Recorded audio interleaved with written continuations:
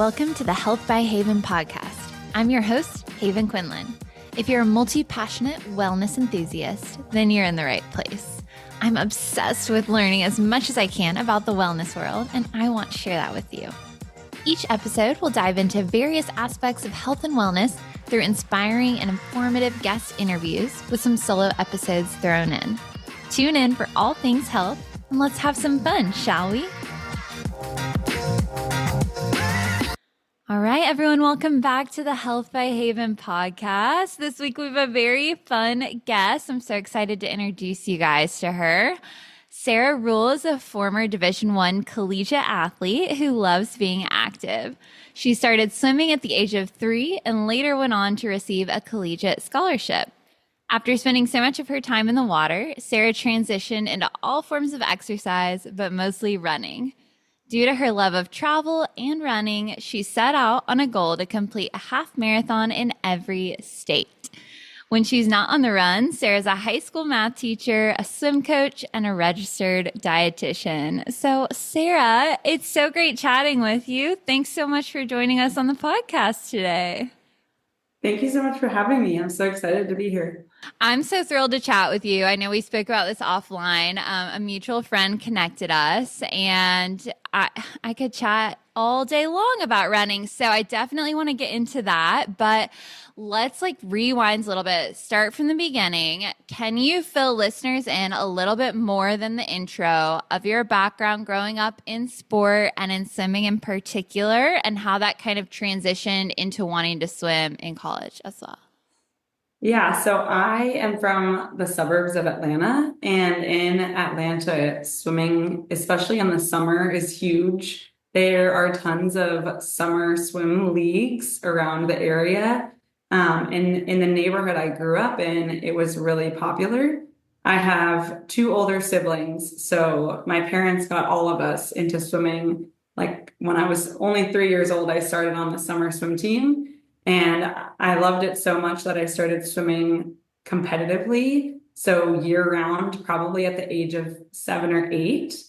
And I did other things like, tennis camps or volleyball camps. I think I did soccer for a few years, but swimming was just always my favorite thing to do. And you spend so much time with those people that you just form this tight-knit social group. Especially through elementary, middle, and high school.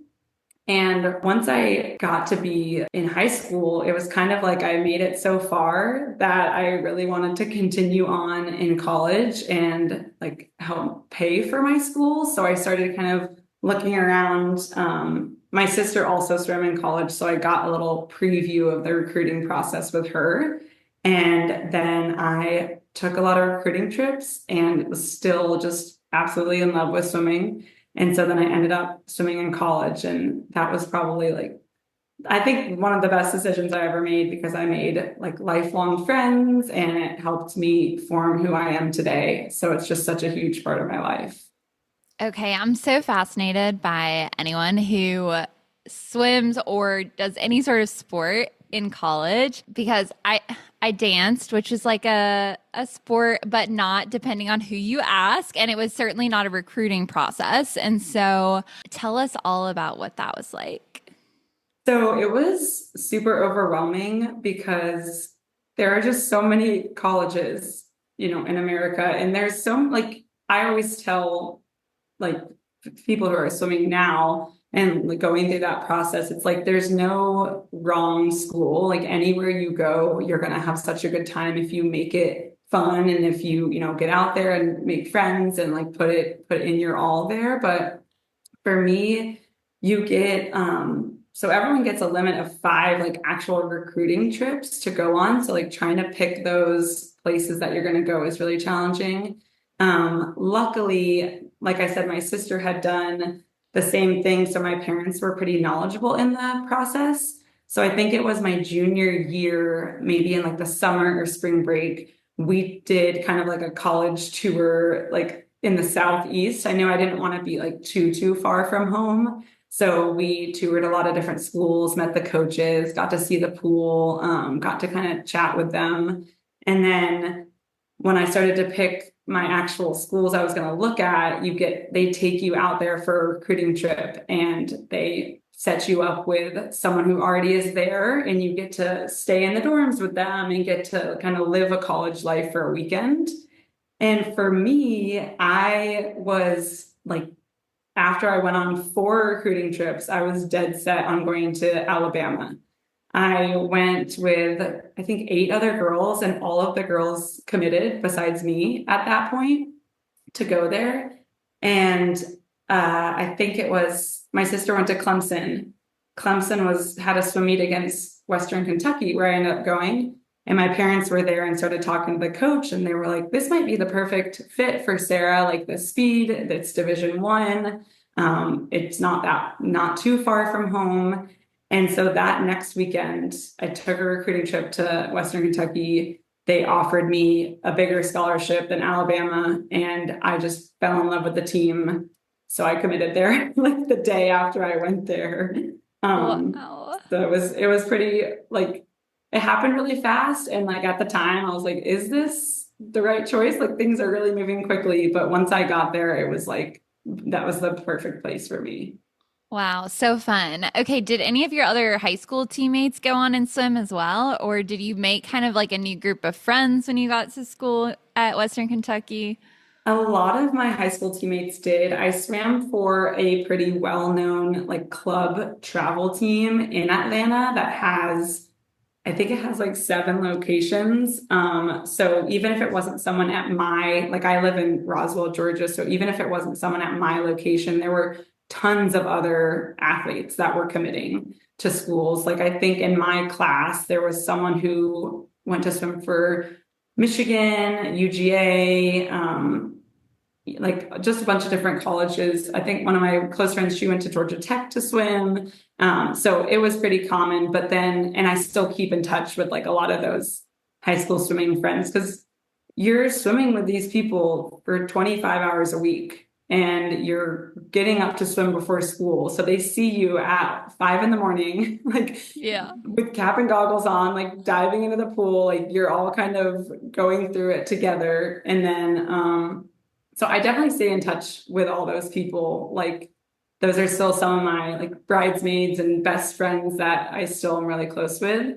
But going to college was awesome because I got like another new group of friends that I don't know if it's like, I don't know if you feel the same way with dance, but in the swimming community, I will start talking with someone and I can just kind of tell they're a swimmer before I Yeah. even figure it out. And then it's like, did you swim in high school? And then you just have this like different bond because it's like, did you also, wake up at 4:30 to go jump in a cold pool? Like, okay, we have something in common.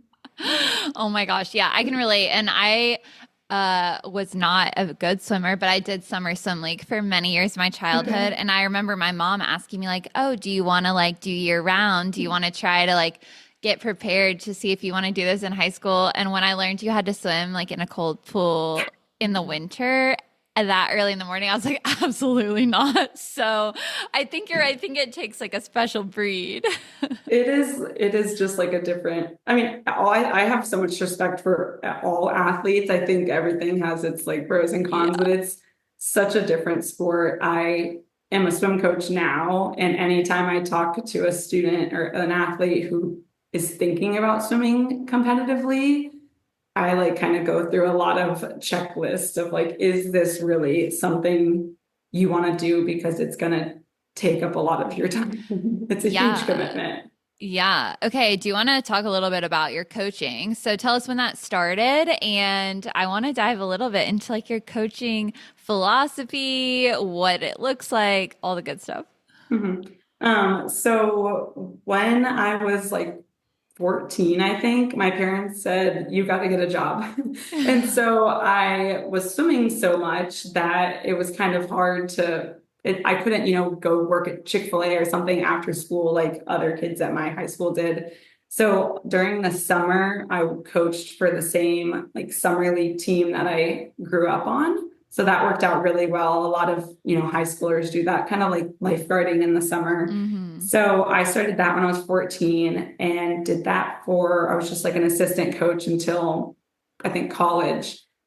And then I wanted to be the head coach. So I moved to a different team to take on the head coach position there. And Mhm. I did that for, I think, 3 years. Then I got like graduated college, had a full-time job, so I didn't have summers off at first. And then when I went back to teaching, I got back into coaching in the summer. So I actually still coach on that summer league team that I kind of transitioned over to when I was in college. And then when I started teaching, I actually started coaching our high school swim team. So now I've been coaching the high school swim team for 4 years. So I coach in like the winter for high school and then in the summer for just like a fun summer league program. So I'm around the pool a lot now still, which is really nice. Doing a head coaching gig while you're still in college, even in the summers, like that's a lot of responsibility, It especially was, yeah. so young. Like, what was that like? I would say, I mean, it was such a great learning experience and it like helped me immensely for the career I have now. Like it helped form who I am as a teacher. But especially when I was probably like 19 or 20, I coached a team that has over, so the kids are ages 4 to 18, and there's about 100 or 120 of them, and they all have parents. And Mhm. so as a 19-year-old, talking to the parents was like probably the biggest hurdle I had to get over because obviously as a parent, you want what's best for your kid, but you might not have the same experience when it comes to swimming.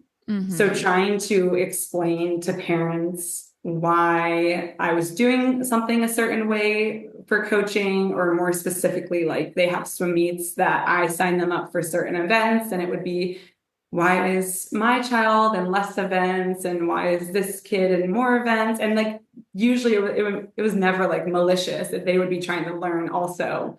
But as Mhm. a 19-year-old, like trying to stand your ground Yeah. and like be in charge of 130 kids running around and managing like the coaching staff who were all also a bunch of high school kids was, I mean, it was definitely a lot, but I think, I mean, I learned so much and I still am learning so much when I'm coaching. So I Yeah, think it's been really, really cool.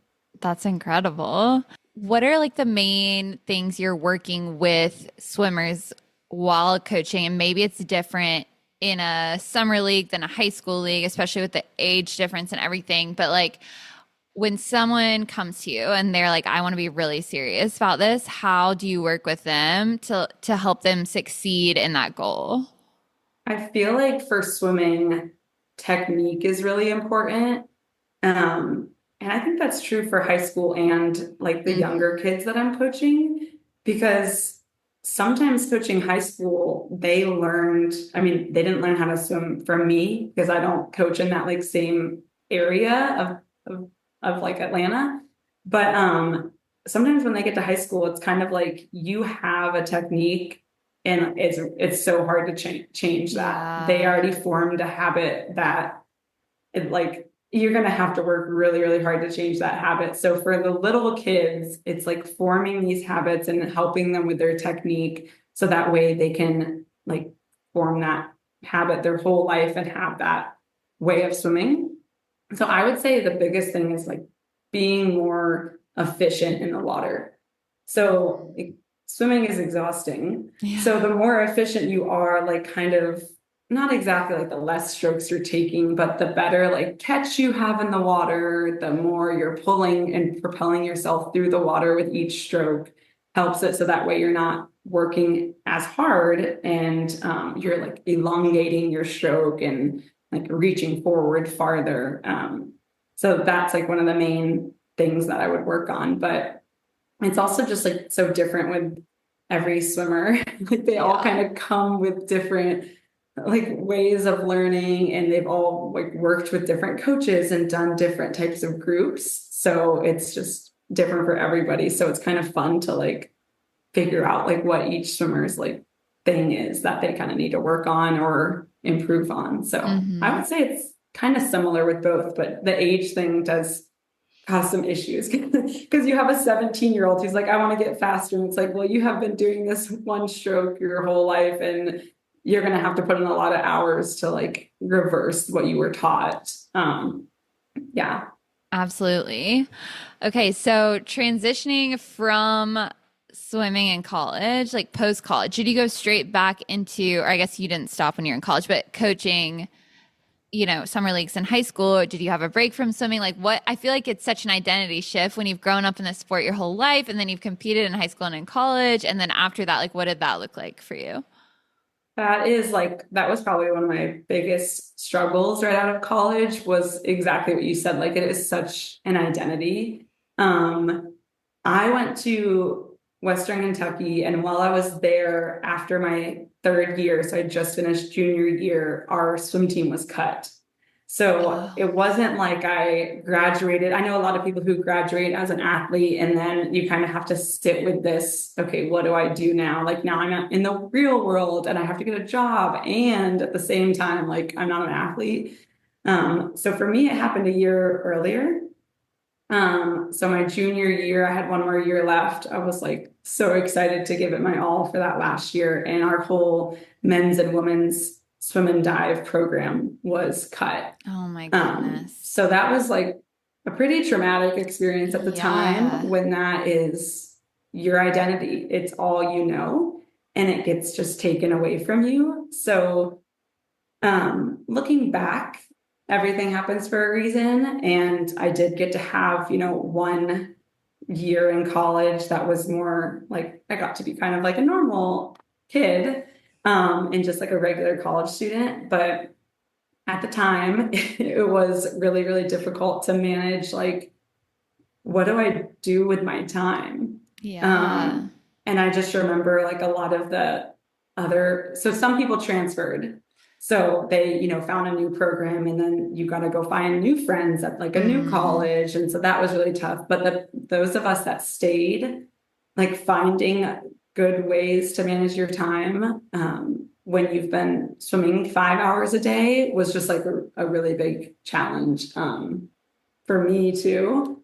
But that was kind of where I started like getting into other sports. okay. So like getting to try different things because I didn't have to spend so much time in the pool. I definitely Yeah. took a break from swimming for a little bit. But especially with coaching, but when I first graduated from college, I was a registered dietitian. So I wasn't able to coach at all for a couple years. So I did get like a nice little like break away from swimming. And I didn't really realize how much I missed it Mm. until I got back into it and got like back on the pool deck. And it was kind of like, oh, okay, like I forgot how much I loved this, especially on the other side of it. Yeah, definitely. Okay, I'm glad you brought that up because I did want to ask you about it. I wasn't sure. I guess I was assuming that's what you went to school for is nutrition. Hmm. So, can you tell us just a little bit about what it was like to work in that field and then transitioning back into teaching?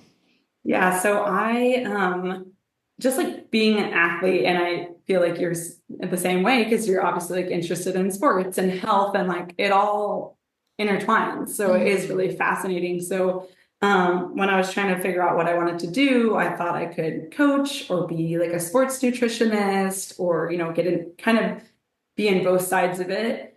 So I started into nutrition. So I got my undergrad in nutrition. And then in order to be a registered dietitian, you have to do, it's kind of similar to like a residency for doctors, but it's like a year-long dietetic internship.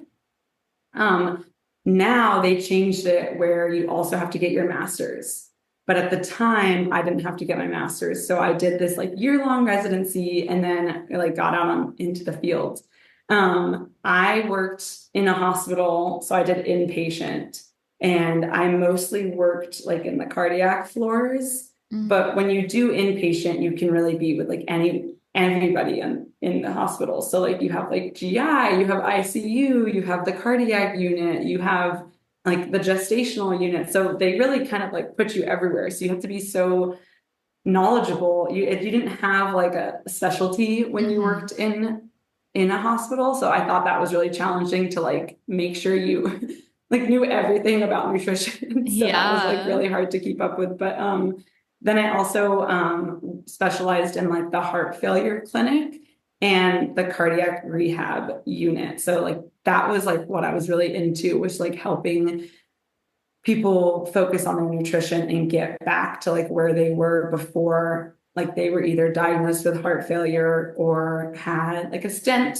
placed or had a heart attack or had some sort of cardiac issue. Hmm. Um, so I like really am interested in nutrition. Like I absolutely loved learning about it, but I always wanted to be a teacher. And I think like it kind of goes back to what you were saying about like your identity being placed in a sport. Hmm. I think like at that time, I thought that was like all I could do.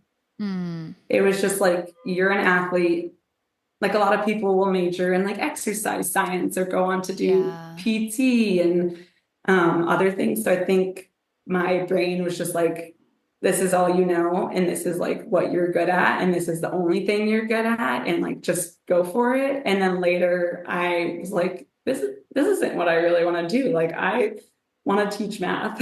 So Yeah. I just switched careers and did that. So I like it holds a special place in my heart and I still like love like reading up and like listening to podcasts about nutrition and like learning about it, but it wasn't like what I was meant to do. So, Yeah. Well, and I think what you said there is so important. Like, it's hard to like, I think, tell yourself that if you've like put so much time into like one certain field, like for your case, a college degree, this internship, like time spent in this career field to like allow yourself to be like, actually, this isn't like what's fulfilling me. This isn't what I feel like I'm meant to be doing. I need to pivot. And mhm. I like love hearing stories like that. And I've had a lot of guests on the podcast who say that as well. They're like, yeah, I do something totally different than what my degree is in.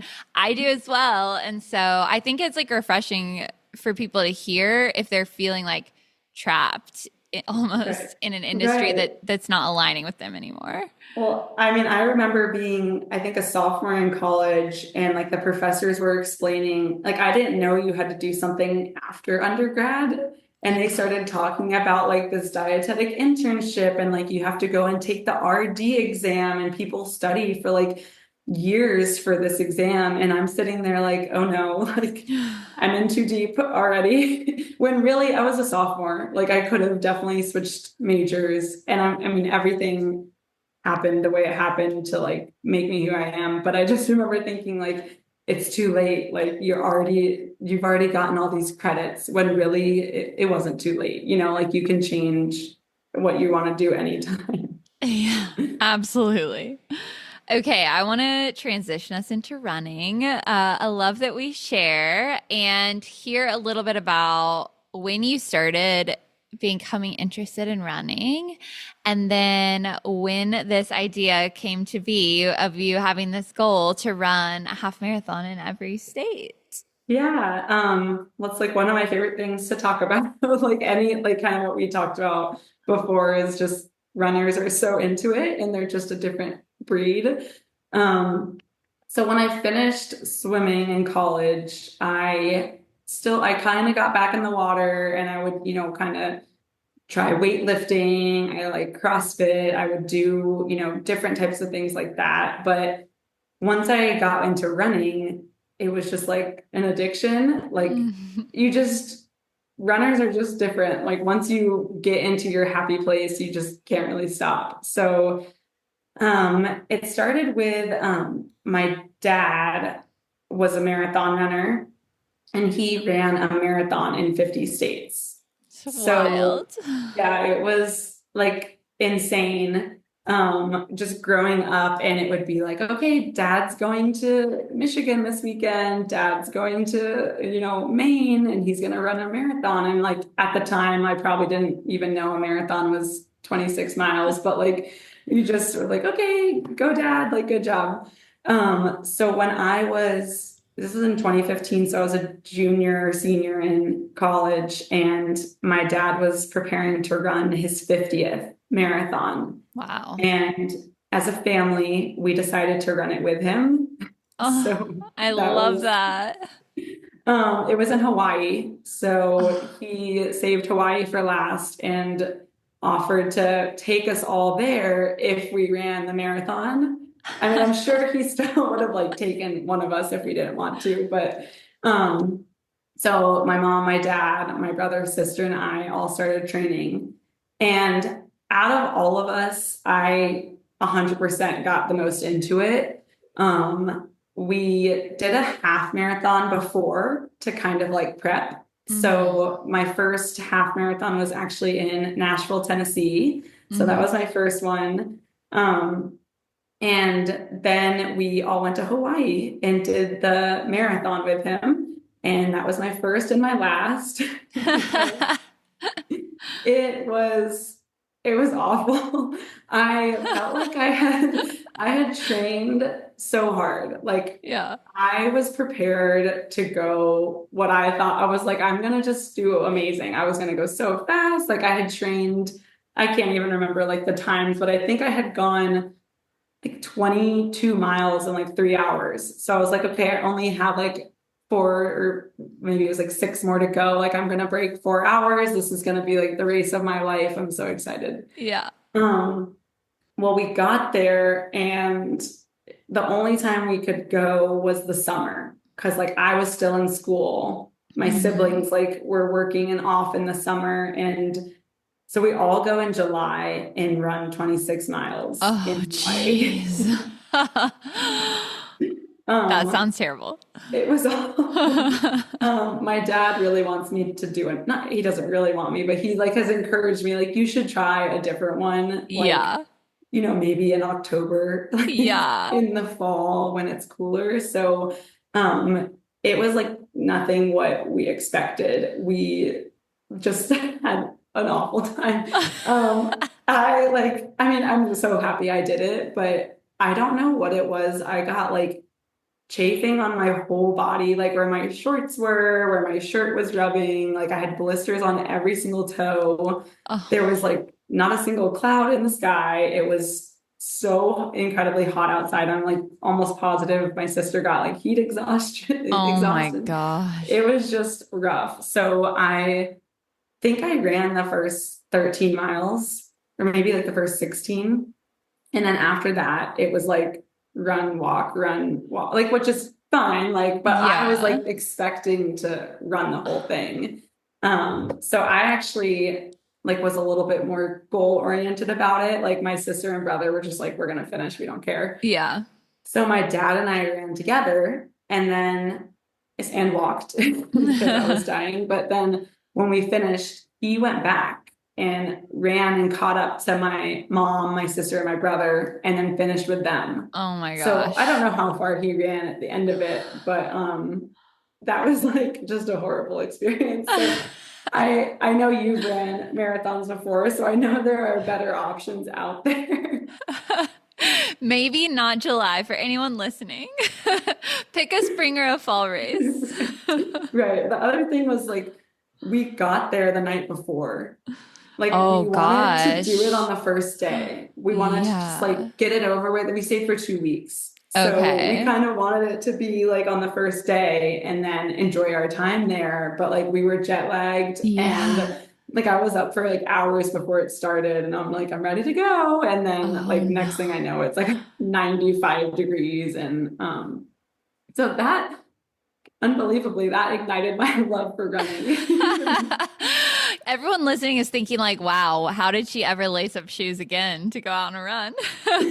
But I did figure out then that like the half marathon was the happy spot. Like that was like the happy Yeah. medium. It was kind of like the perfect distance. Like I'd done, Hmm. like 5Ks and 10Ks, but to me, I'm not really like a sprinter, like a fast twitch type of Hmm. person. So Hmm. not that a 5K is a sprint, but just like I I just felt get like it. Yeah. the 13 miles was like perfect for me.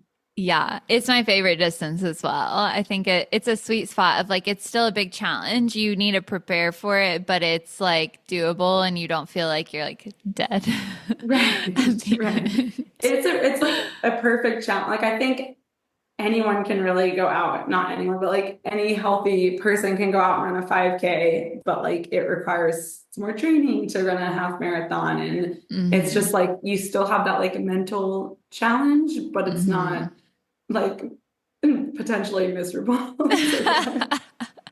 It'll be over faster at least. Yeah, so that is like where I like started getting into running. And then I saw my dad had done one in every state. And I Yeah. thought, that's like, I'm not really out here trying to like get any records. Like, let me just go and like experience America, like see all these cool places Yeah. while running a half marathon. So that was like really what like fueled the fire for this journey, which has been really cool.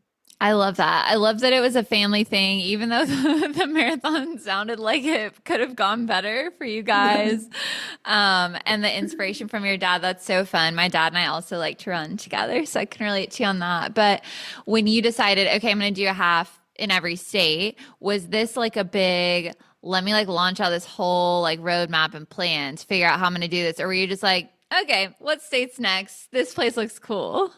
Was basically like the latter. Like I Yeah. would just be like, oh, like this would be a fun place to go visit. And Uh-huh. then, I mean, it's a lot of like logistics, Yeah.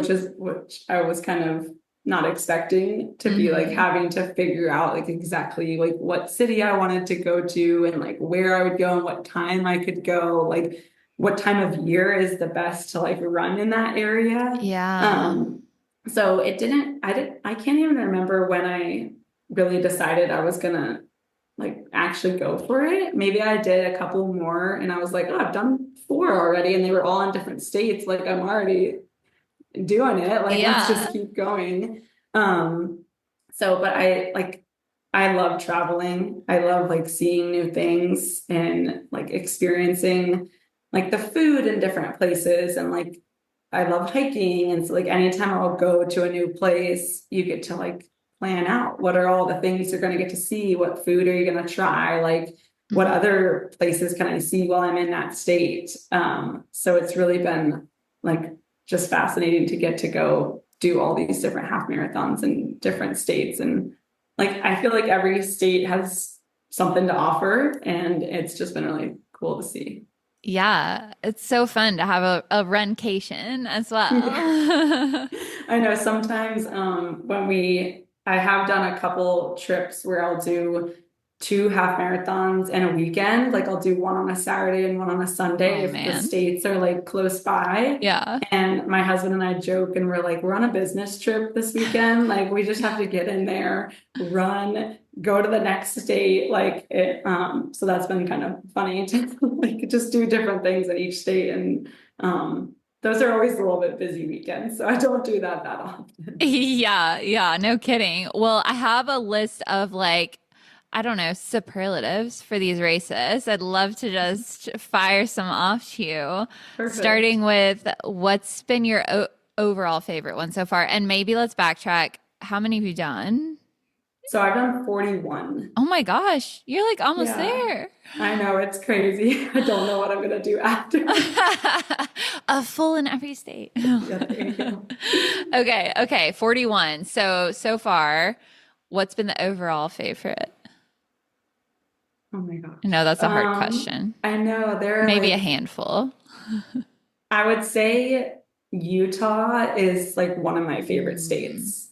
And I want to go back and experience it for a month because like I didn't even get to see, I did mine in Zion. So Oh, like so it cool. was a run towards like Zion National Park. And then we spent maybe 4 days there and got to hike around. So that was just a really fun trip.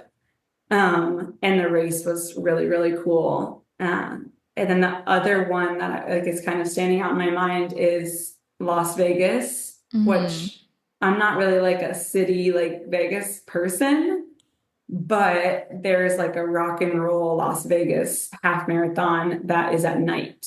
Oh, And cool. it was just like different. Yeah. I never would have like if I wasn't doing one in every state, I would just wouldn't have signed up for that because I'm like a morning person. Yeah. And like they have just the whole city's lit up. There's just a lot of people running, like thousands and thousands of people running and cheering, and it just was really different to do at night. So that one was really cool. Okay, I love that. What's been the hardest one? Do you remember? Oh my gosh, yes. Besides the Hawaii situation, Yeah.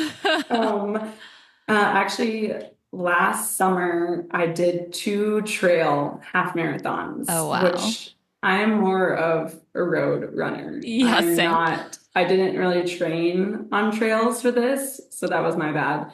But I did one in West Virginia at New River Gorge National Park, which was like beautiful. That one was really hard, but it wasn't like the worst. The one that was the worst was I went to Oregon, and like I said before, like the logistics are really challenging about like when I have a weekend off or available and like which states, because now like I have only nine left. So like I Hmm. might have an available weekend, but none of the states that Oh, I yeah. have left to do will have a race there. Um, so last summer, my brother and his family went to Oregon, and so there was a race nearby. So I thought, okay, I'll go run the half marathon and meet up with you guys and get to spend a little bit of time on your vacation with you.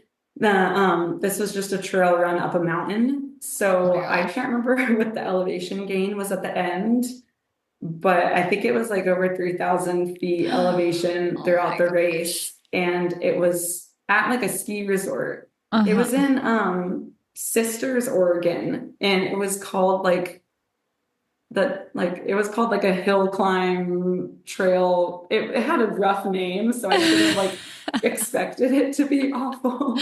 Um, but it was like all sand up a mountain at like a Oh ski my resort. So I was like, okay, people are normally skiing down this and I'm running up it. And it was also the weekend of like the IT shutdown for like flights Oh last summer, yeah. where like, so I had like a lot of delays getting there. I slept like 3 hours and then woke up and I Oh had to my run this trail gosh. race. And so it took me almost double my normal time. Oh my gosh. Yeah, that is not for the faint of heart. It sounds like running up that high. Yeah, Oh no, geez. it's I'd be curious to know like how fast I could go if I like got good sleep and like Yeah. woke up in my own home. And like it's Yeah. just funny because I always have like, it makes it fun. But you have Mm-hmm. like a journey to get there and then you have like Yeah. different like what food am I going to eat? Like I'm not in the comfort of my own home and my own Uh-huh. cooking and like I'm in a different bed. And so like I think it adds to the fun and like it's just kind of leads to a good story. That's for sure. Okay, what has been the easiest? Like, have you had one that was just like everything clicked? It felt like a pretty breezy run day. Um, the first one that's coming to mind is Austin, Texas. That was like just a really fun race, and it's in February, and so it's like really cool out. And I think it was one of my like maybe first like 10. So like the first 10 I did, I constantly was getting a best time. Like I was PRing every time because I like was Yeah. new to it, you know. And like I went to visit my best friend, and so she cheered for me, and that was just like perfect conditions. So Yeah. that I've was great. heard That that's was a a good fun one. one, so I'll have to add it to the list. Yeah, if you haven't done that, Yeah. if you've ever never been to I'm Austin either, not. I'm oh, not, that yeah. is a must. Like just even if you don't run there, I Austin Hmm. is like such a great town. So Okay, well, going off of that, where's one of your favorite places? I know you've talked about Utah, so maybe that's this, but what's one of the favorite places you've been to as a result of a race? the Grand Canyon Yeah. was like the most magical place ever. Wow. Um, we went to Maine. We went to Acadia National Park. Yeah. So that was incredible too. I like am into national parks also. So like when I Mm. go somewhere, I try to see a national park too. But yeah, Utah was still like just incredible. I haven't been to Alaska yet. I'm going this summer. So Okay. I'll report back how that I Yeah. just like that's kind of been one of those that's like the one of the farthest away. So Yeah. but and I'm not counting Hawaii yet as like I did a marathon there. So Yeah. I'm gonna go back so I could do a half marathon. So like Okay. Yeah, I was if gonna I wasn't ask. If I was including that one, Uh-huh. Hawaii was like probably my Okay. favorite state ever. So I Yeah. don't know if you've ever been there, but No. oh, that was, Yeah. if you like the beach, Uh-huh. Oh yeah. yeah, that was amazing. So that was really cool Okay. too. But Wow, I'm gonna go back because yeah. why not? You're like technicality, I have to go. Dang. Right. I'm like, I'll go back again. Yeah. Ugh, all these stories are making me really want to travel. Mhm. Okay, any of the races besides the Hawaii Marathon, did you get to run with friends or family? Yeah. So that's been like one of the best things about it is like trying to find people to run with. Mm. Um, at first I ran with my dad for a few. I think he's done maybe like 10 of them with me. So we did like Pennsylvania together, we did Nebraska together. I kind of take him to like random places. Yeah. Um, my husband's ran a few with me. I don't know how many, maybe five. I'm not Uh-huh. sure. So he's into running, but like he also likes to cheer. He doesn't really care Yeah. either way. Um, this past fall, I stayed with a friend in Milwaukee, which I loved that city too. That was so cute. And her sister did the full marathon, and I did the half. So that was Oh. fun. And then actually, our mutual friend, her husband and I have ran Oh, really? I didn't a couple realize. together. Yeah, we did.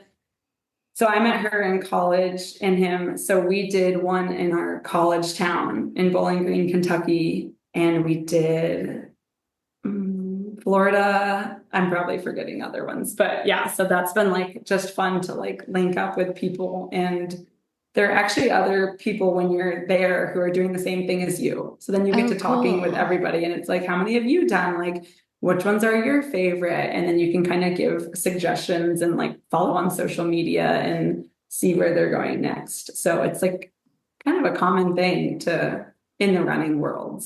Yeah, definitely. Well, it's fun to find a community like that in a sport that can seem like very solo to have kind of Yeah. like a little bit of a team that way. Right. Because it does feel like very individual a lot of Hmm. times because it's so easy to just go out and run by yourself. But like it's fun to have a running community. So I love Yeah, that I part of it. agree. I don't know if there are there any run crews where you live?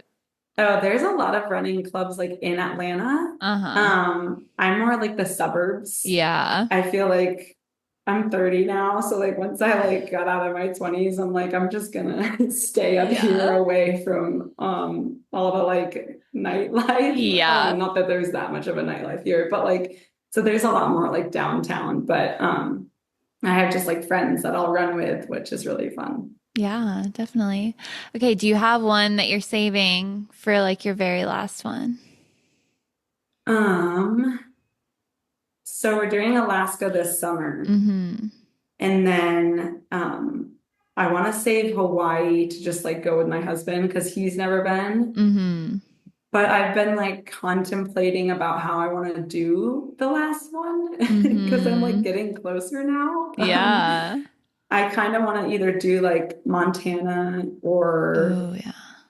just like somewhere in the Midwest and like have other people come to it like if they want like kind of be like any friends that I've ran with before like this is the Yeah. last hurrah if anyone else wants to join in because like Wyoming or Montana I have not been to yet and I'm like Yeah. dying to go there so Oh, I'll let you know so you can yeah. come run with me. Well, people have to follow along so they can stay tuned. But yeah, don't tempt me with a good time. I would totally Yeah. come run.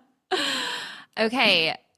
Do you have advice for anybody who is a runner or not, and they're like, wait, this sounds like really cool. I want to do something like this.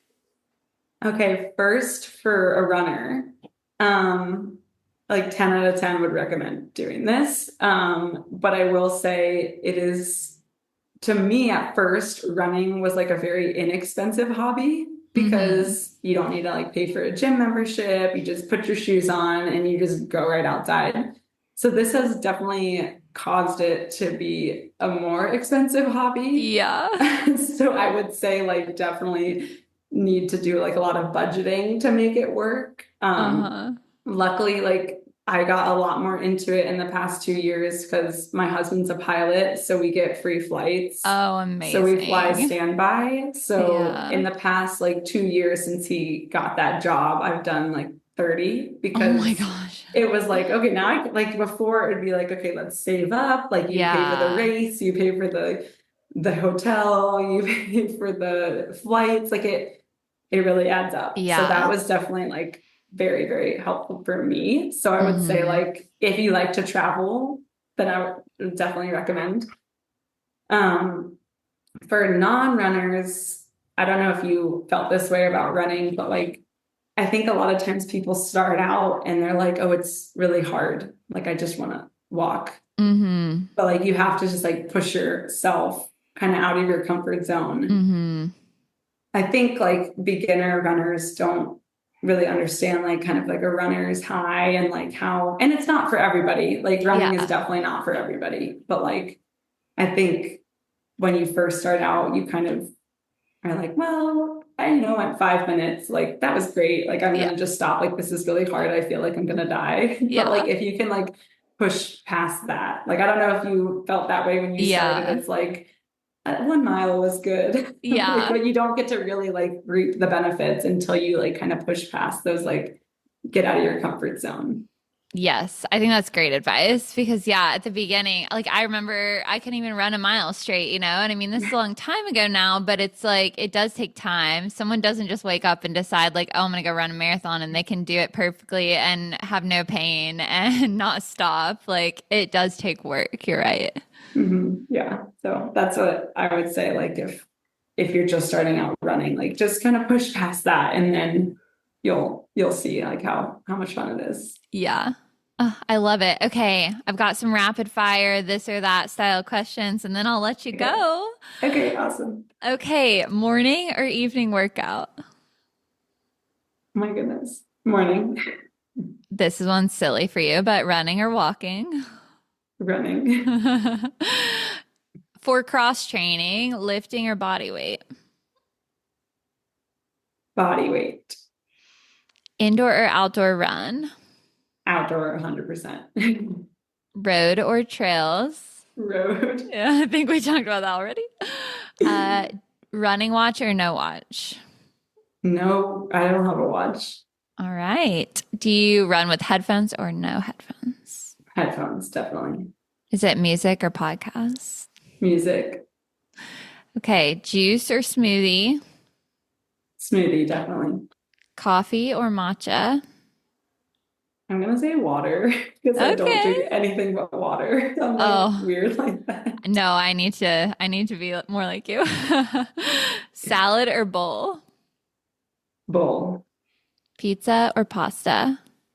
Pizza. Tacos or quesadilla? Oh gosh. I love Mexican food. Me too. Tacos, I guess. An early riser or night owl? Early riser for sure. Oh, me too. Okay, amazing. Well, Sarah, this was so fun. I really could have talked to you for like hours more. Maybe people would have liked that if they were listening on their long run, but other than that, they maybe have had enough running chit chat. But for those who are super interested and they're like, I want to be following along for your last 9 races, where can they follow along and cheer you on? I am on Instagram. My handle is Sara Reul. So follow along. I got 9 more, so we'll see. We'll see how it goes. So exciting. I can't wait to follow along and hear all about it. Thank you again, Sarah. Thank you so much for having me on. Thank you so much for tuning in to this episode of the Health by Haven podcast. If you enjoyed today's episode, please be sure to give the show a 5-star rating and leave a review. It makes such a huge difference in reaching new people and spreading the joy of healthy living. I would also be so appreciative if you subscribe to the show in the listening app of your choice so you never miss an episode. Your support truly means the world to me. Have a happy, healthy day, and I'll talk to you again soon.